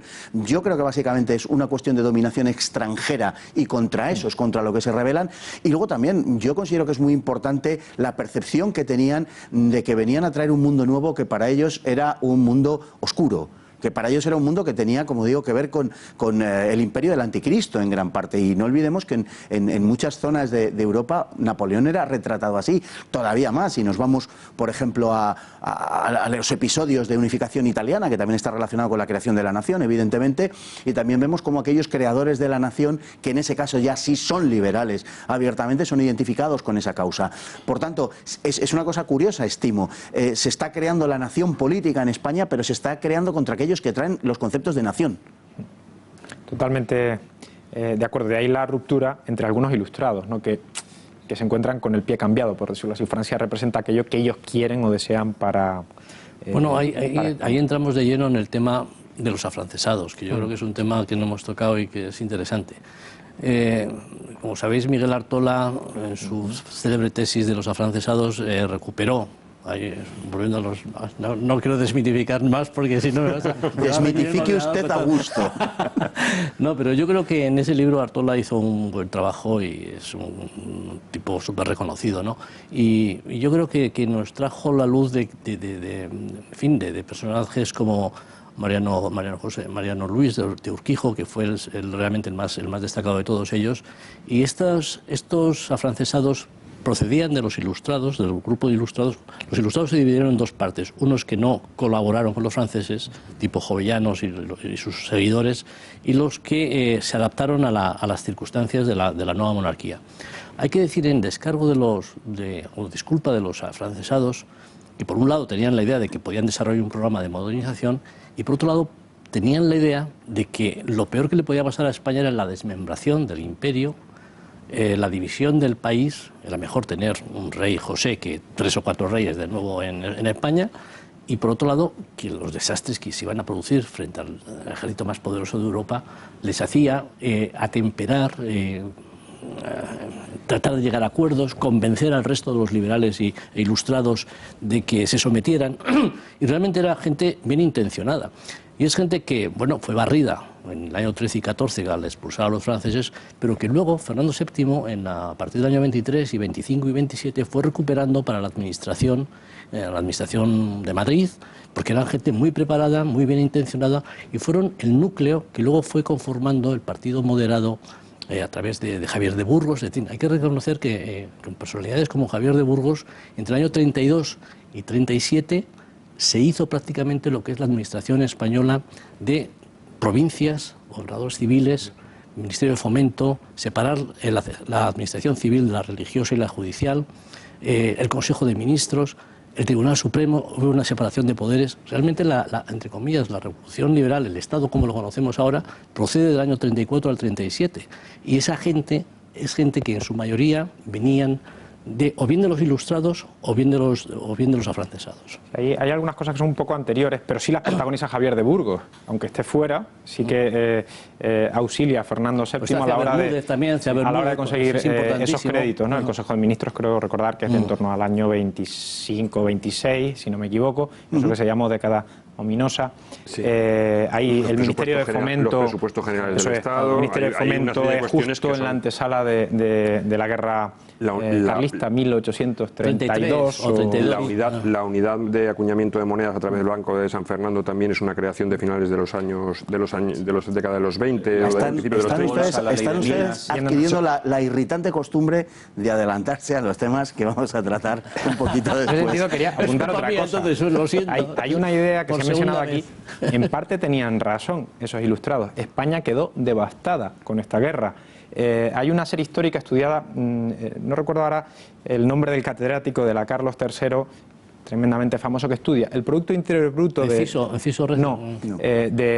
5 naciones europeas comparadas en toda la modernidad, en toda la contemporaneidad, quiero decir, y se muestra ya que España, Italia, Grecia y Portugal, esos que ahora llaman los PIGS, junto a Irlanda, están ya ahí a partir de la guerra de independencia. Es decir, hay un descabalgamiento de lo que era nuestra situación enorme. Los puentes destruidos no se reconstruyen, tardan 2 décadas en ponerse en marcha. Y cuando España empieza a ver, en ese sentido, la luz, incluso después de esa debacle demográfica que ya se ha mencionado, en torno a los años 20, nos llega la guerra carlista. Nos llega, digamos, un segundo golpe que termina por hacernos aún más débiles, ¿no? José I, hacemos un recorrido de los reyes de España, empezamos Isabel y Fernando, Carlos I, Felipe II, Felipe III, llegamos a Carlos IV, pasamos a Fernando VII y Isabel II.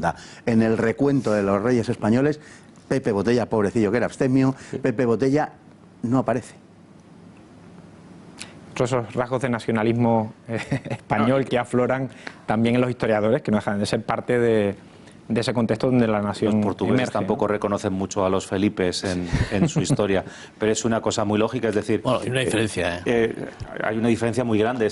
Aquí no se reconoce, allí lo que ocurre es que, incluso también es un nacionalismo portugués, es como fuimos anexionados, aunque no sea cierto, es una respuesta posterior también del 19, pero claro, aquí nos saltamos a José I, pero es que si hacemos el recorrido, el pobre Luis I tampoco le mencionamos por la brevedad de su reinado. Pero no hay un propósito deliberado de ignorarle, es simplemente que no lo amerita, pero en el caso de José I...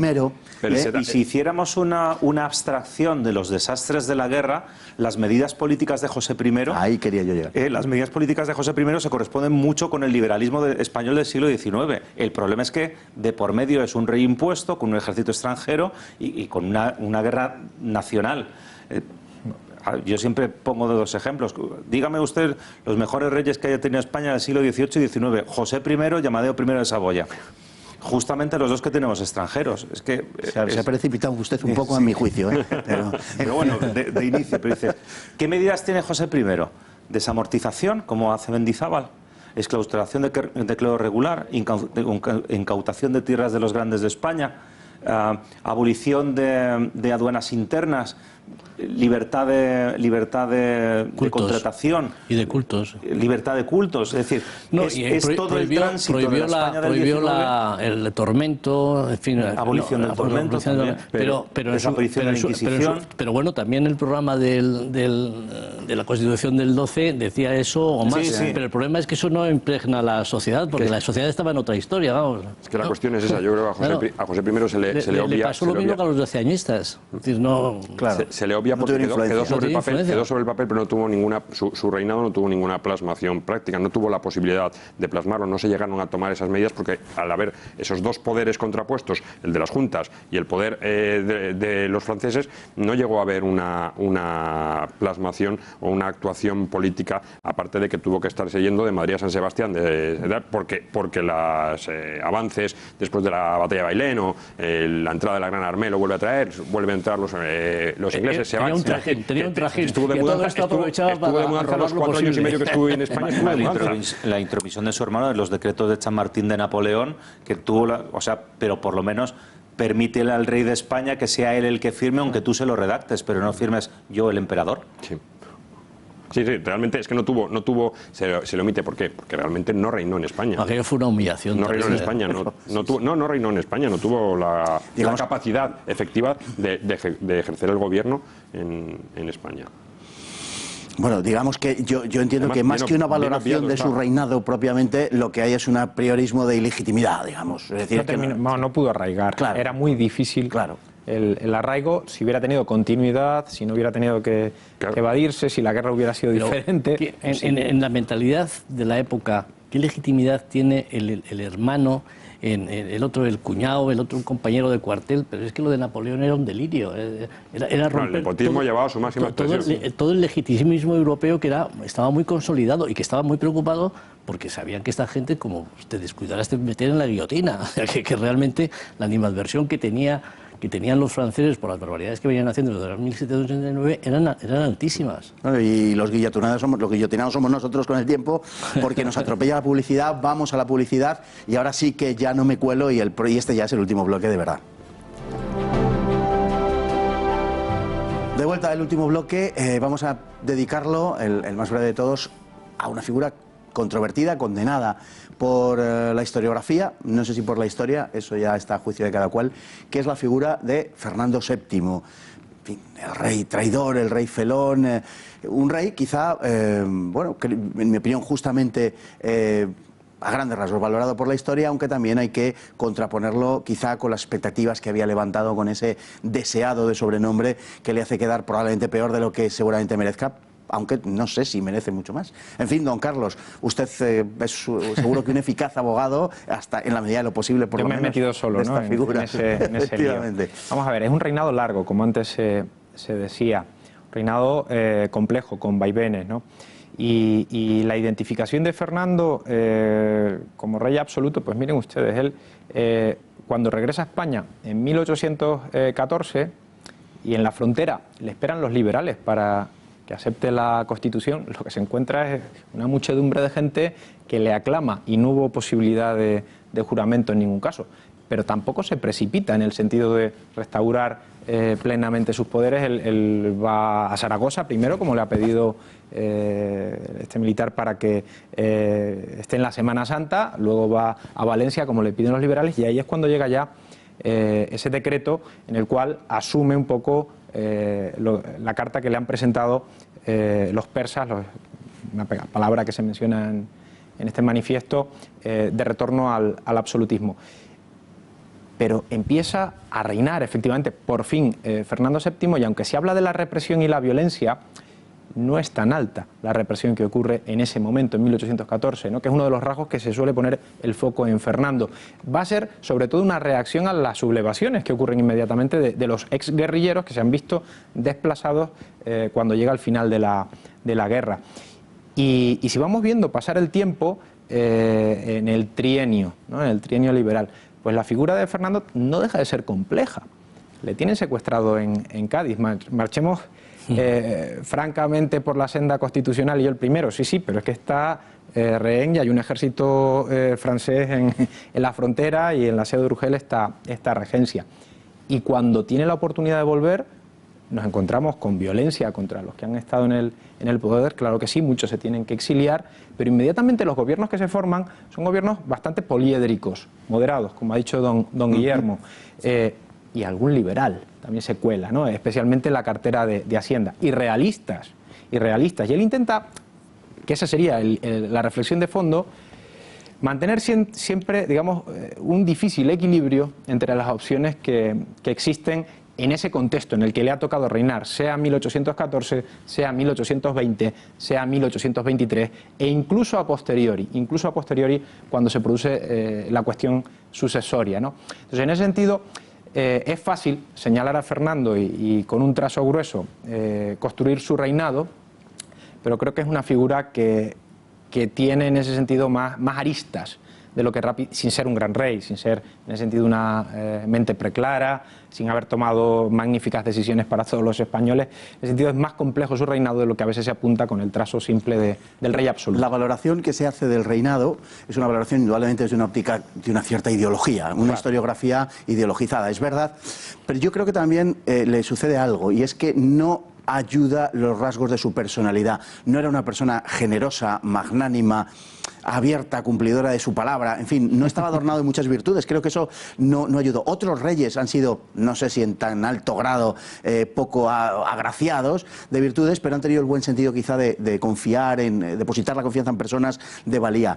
Fernando VII tampoco erró excesivamente en ese aspecto, pero creo que sí que los rasgos de su personalidad le han retratado de forma muy desagradable de cara a la historia. Obviamente esa generación, no él, sino esa generación no tiene las virtudes que tuvieron otras generaciones de gobernantes españoles trascendiendo a los propios reyes, ¿no? Al entorno, a eso que se llamó la camarilla, en el caso precisamente de Fernando, sus propios ministros, ¿no?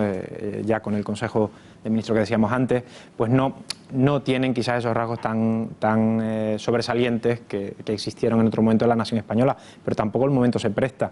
Y hay ciertas circunstancias exteriores que obviamente tamizan la mirada que podemos tener sobre ese reinado.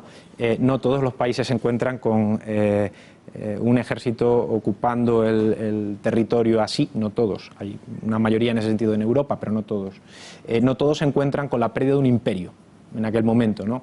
Que no pudo recuperar cuando lo intenta a lo largo de su reinado, y al final es una guerra civil en América lo que nos deja sin ese territorio. Es que son circunstancias muy complejas. Cuando él plantea la ayuda, el auxilio de la Santa Alianza, que tenía que en ese sentido proteger, ¿no?, a las casas reinantes del antiguo régimen, Inglaterra se sale, no quería colaborar a recuperar el poder español en América. En este caso ya quería otro futuro para ese enclave. Es decir, son muchas las dificultades de su tiempo. Yo creo que hay dos cosas. Uno es la época, que es terrible, y otra es la persona, ¿no? En la época lo que ocurre es que España da comienzo a los grandes desastres del exilio, de la exclusión, de la represión.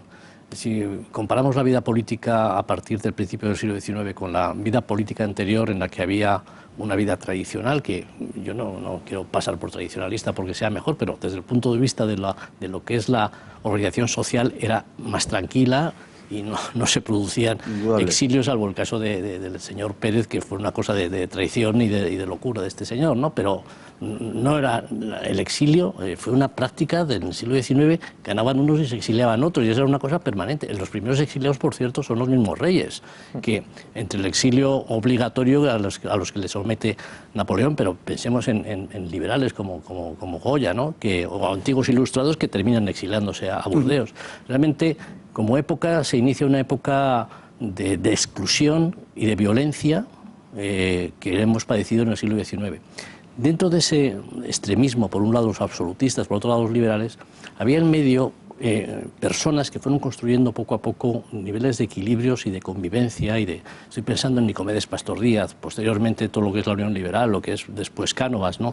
Eso fructifica en el entendimiento y en la paz a partir del año 76 con la Restauración, que a mi juicio es lo mejor del siglo XIX, como experiencia de lo anterior, ¿no? Y volviendo al tema de Fernando VII, yo creo que Fernando VII fue probablemente el peor rey posible en la época más difícil posible. Era un tipo, a mi juicio, muy poco agraciado, incluso mentalmente. Personas tan poco sospechosas del liberalismo extremo o de progresismo como Menéndez Pelayo decía que fue una desgracia para España Fernando VII, porque decía él, hubiera bastado con que hubiera permitido la libertad de imprenta y haber puesto fin a la Inquisición para que hubiera habido otro ambiente y otra convivencia entre los españoles. Lo hizo, también lo hizo en 1824. También es cierto, la Inquisición no vuelve después del trienio. No, pero la libertad de imprenta no la permitió, ¿no? Y tardó muchísimo en levantar la Inquisición, ¿no? Pero por otro lado también hay que tener en cuenta que ese deseo, ese anhelo de libertad de imprenta, con un 88% de analfabetos, era también un deseo de los liberales, pero no de la población. Es decir, realmente la desgracia es que Fernando VII estaba muy implicado en lo que era la realidad de España. Y por eso el absolutismo era lo que deseaba la gente cuando volvió en el año 14. Y eso es lo que le permitió, entre comillas, morir en la cama en el año 32 y tener un sistema de funcionamiento prácticamente homogéneo desde el principio, aunque efectivamente al final de su reinado echó manos de ilustrados y de liberales, ¿no? Es que como figura histórica se le puede salvar muy poco. Intrigante, primero en el Escorial, y cuando jura y pide perdón a sus padres de que no se repetirá, tenemos una segunda intentona, que es la de Aranjuez. Cobarde, porque cuando el general Savary, que era conocido como el perro de Napoleón, le va engañando para llevarle hasta Bayona, anticipando que el emperador no puede llegar a Burgos, tal vez esté en Vitoria, tal vez en San Sebastián, no tiene el coraje de dar la vuelta. También cobarde cuando Napoleón le impone las abdicaciones, por lo menos como español de honor podría haber ofrecido su vida en lugar de haber firmado la abdicación.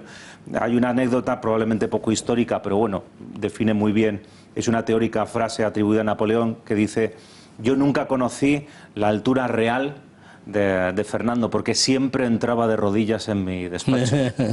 Probablemente es... Bueno, eso es una leyenda urbana, pero la comparación con Carlos IV sí, no le desmerece para nada. No, es que tenemos ahí justamente dos reyes de España que en ocasiones está muy difícil de diferenciar cuál de los dos. Su tutor es Escóiquiz, que encima tiene... Aquí sí es para llamarle la atención a Godoy, porque fue Godoy el que le eligió como tutor del rey. La figura del ministro de Justicia, de Gobernación, de Calomarde, que es justamente el mayor represor en el periodo a partir de 1824. La poca confianza que tiene Fernando VII en su propio ejército, porque Angulema se queda, creo recordar, que durante 3 años. Durante 3 años a costa de... Pero eso son, digamos, cuestiones temporales. Fernando, por ejemplo, en el año 14 no confía en los guerrilleros, confía en el ejército para restaurar, es decir, restaurar su poder a partir del retorno de él como rey. O sea, digamos, es muy contingente, digamos, Fernando, es muy contingente.